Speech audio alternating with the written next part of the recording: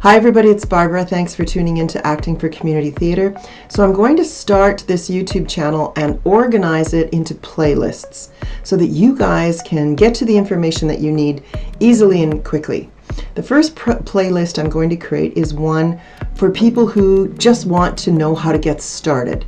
That's where I'm going to start today, is how to get started in community theatre.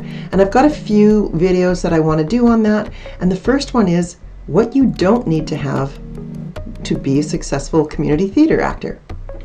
So the first thing that you don't need in order to be a successful community theatre actor is you don't need to be male, young, good-looking, white, whatever, fill in that blank, whatever that means for you.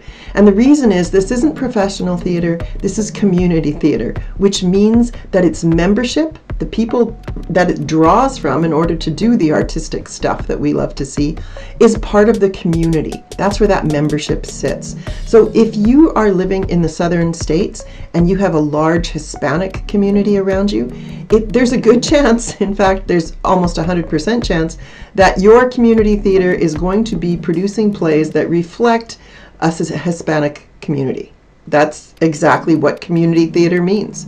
If you're up in Canada and most of the people around you are over 50 in your membership, then that means that they're going to be finding plays for people who are over 50. If most of your community theatre is made up of women, then they should be choosing plays with a large component of women in terms of characters in the plays. I mean, that's just the way it is. It's community theatre. It represents and reflects the community. So you probably don't need to be anything other than you are if you're part of that community. The other thing is, this isn't Hollywood. You don't have to worry about being exceptionally good looking. It doesn't matter. You can be anybody and be an ingenue or a leading man if that's the role that if you fit that role, depending on whatever play it is. That it could be a young person, it could be an older person. And it doesn't really matter how attractive you think you are. It doesn't matter how tall you are, or how, if you go to the gym, or if you're skinny, or if you're not, or don't worry about any of those things. This is community theatre. It's about real people in your community, and that's what you're reflecting. That's what the membership is made out of. That's what the shows they're going to choose are going to reflect, and you don't have to worry about it. So ignore that completely. Just pick a community theatre that you want to be involved with and join up. The second thing that you don't need to be a successful community theatre actor is experience or formal training. Now, does it help? Oh, absolutely, 100%. But acting is like anything else. It's about skills. It's about a skill set. It's about learning what you need to learn, being willing to do it because you love doing it, and then doing it over and over and over again. It's about consistency. It's about practice, because practice makes progress. It doesn't make perfect, it makes progress. So you don't have to worry about whether or not you have formal training, because community theaters are made up of, again, people from a wide range of experiences and backgrounds, and we understand in community theater that we're going to be working with people who have no skills at all and they're just starting out, and we're going to be working with people who've trod the boards for 30 years. Directors get that, and they want new people in their membership. They don't just want the same people over and over and over again on the stage, because audiences get tired of that. They want new people. They're always looking to recruit, and they understand that people who don't have skills yet are going to get them. And as long as you're making progress, as long as you're excited about it and wanting to do it and willing to learn and willing to do it over and over again so that you get better at it, then you're going to be welcomed into community theatre. So it doesn't really matter. Just come. Just learn. Just be willing to learn. That's all we need. So the third thing you don't need is to be funny. So when I was teaching at university, I would have my acting class and I would have my improv class, and the acting class would be about 70% women, 30% men. And the improv class was the exact opposite, about 70% men, 30% women. So why is that? Because guys want to be funny.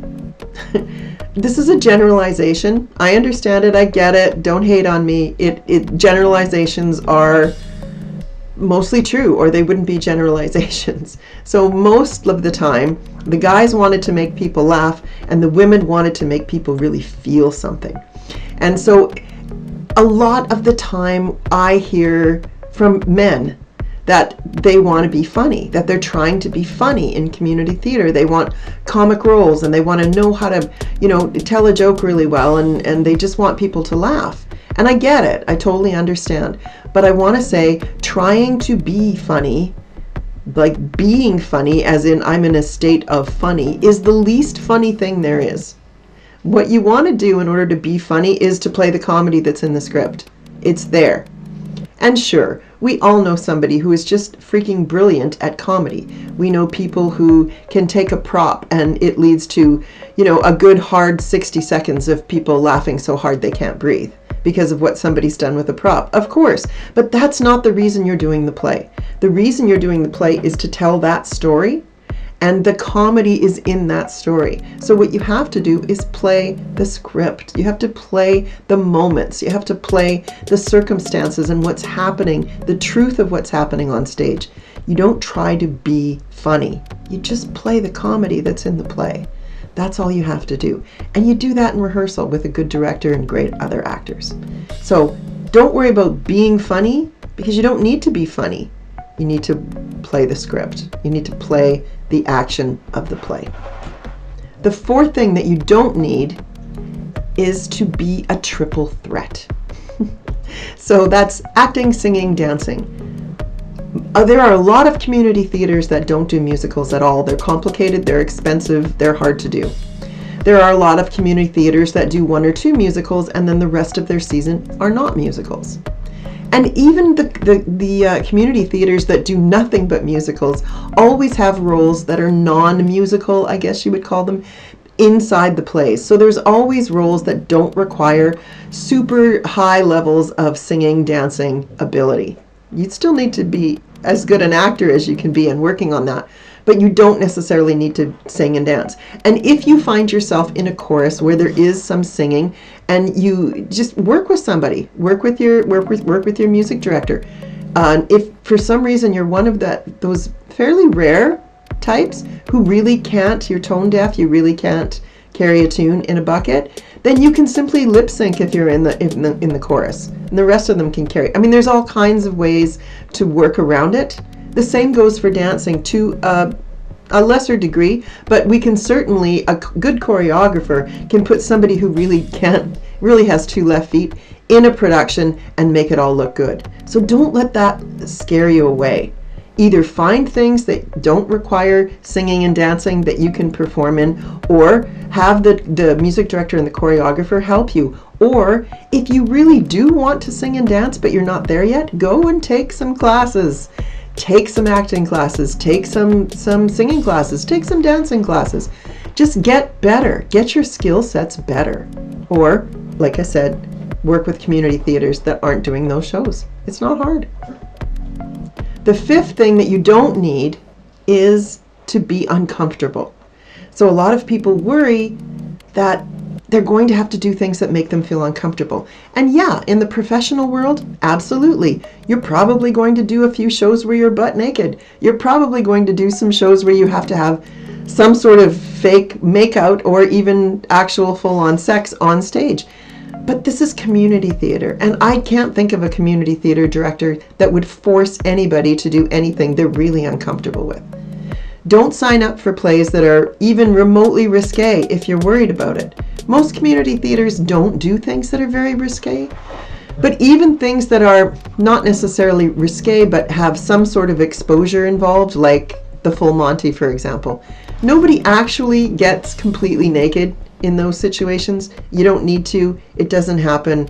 And your director can make you feel so much better about stuff like that, because it's really not going to happen. It's really quite safe in community theaters.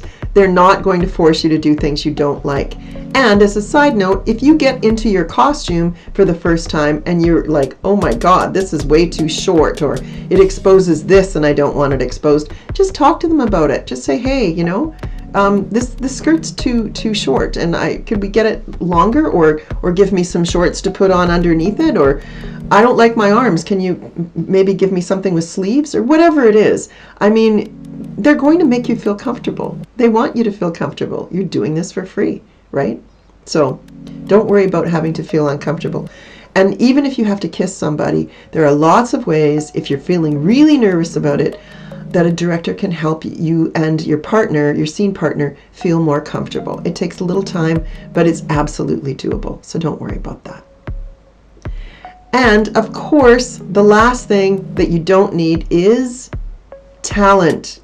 And the reason I say that, you've probably heard this before, that talent is really just hard work. And they're 90% right, I would say.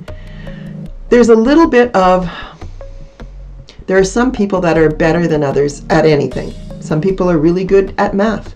Some people are really good at singing. Some people are really good at visualizing things or conceptualizing things. I, for example, can't draw a crooked line with a crooked ruler. That's not my skill set, but I'm very good at other things. So yes, there are people who are better at the basic skills that actors need on a really sort of inherent level, like instinct. Some actors have amazing instincts. They just, I don't know what it is about them. So are they more talented than other people? Well, probably, but they still have to do the other 90% of it, which is the work. Because some sort of being good at, say, instincts, like actor instincts, is only going to carry you a very small way. If you can't project your voice to the back of the room, if you don't understand how to play action, then or if you can never work with people or take notes, or, there's lots of things that you have to learn how to do. And if you can't do those things, it doesn't matter if you have good instincts.